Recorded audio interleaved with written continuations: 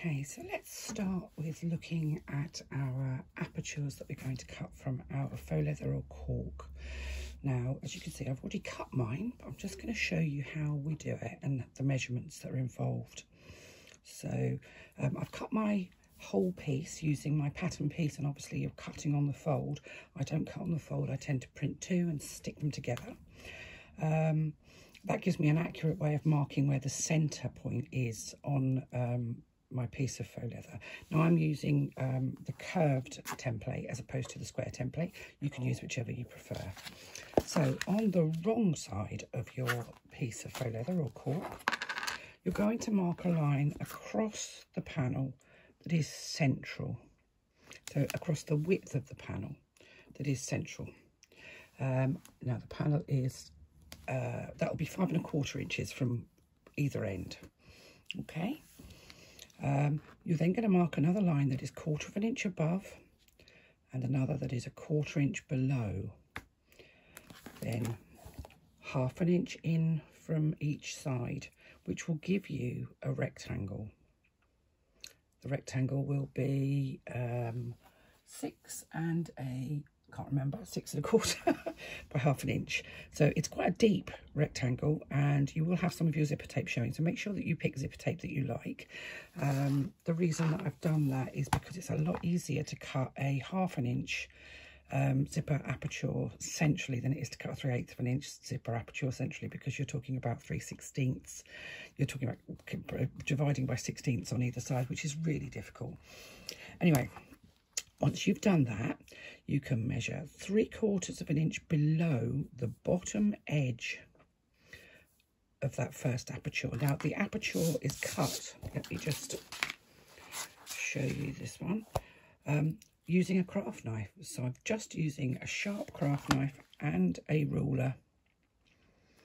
I lay my ruler up against the side of the aperture, and often I will actually put the point of my craft knife right in the point of that rectangle, and then line my ruler up, and in one movement, so I do sometimes just go back just in case there's any fibres, but I'm not actually cutting at that point. I'm just making sure there's no fibres going into where my cut is. I turn my piece of faux leather around again, just make sure that I'm actually in the shot there. Line my ruler up,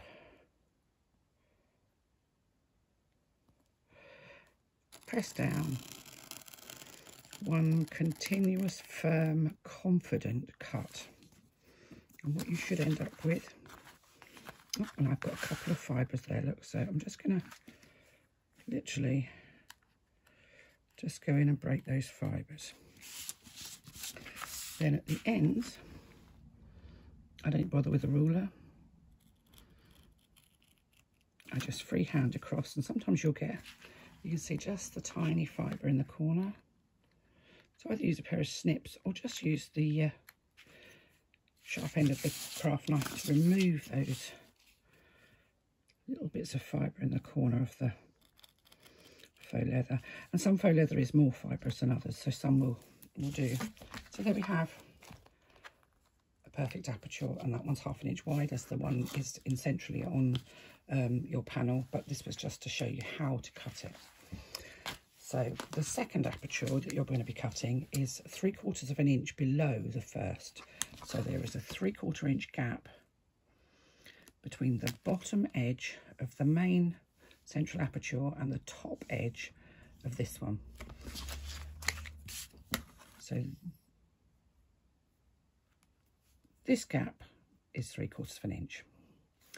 Then you're going to do another line that is, mark another line that goes right the way across, that is 3/8 inch below that first line. Then you're going to do lines in from each side that are 1 1/8 inch, and you've then created that second aperture. This one is slightly smaller and slightly less wide, and that is all the cutting you need to do on the outside part of your piece of faux leather or cork. Try and make it as tidy as possible. Be confident with your craft knife. You can use a rotary cutter if you want to. My problem with a rotary cutter is I find it very difficult to get right into the corners. So a craft knife is my preferred tool for this. Make sure you've got a nice sharp knife in your sharp blade in your craft knife. And remember, don't leave craft knives hanging around because you will just as easily stab yourself on one, and they are sharp. So that's cutting your outside panel.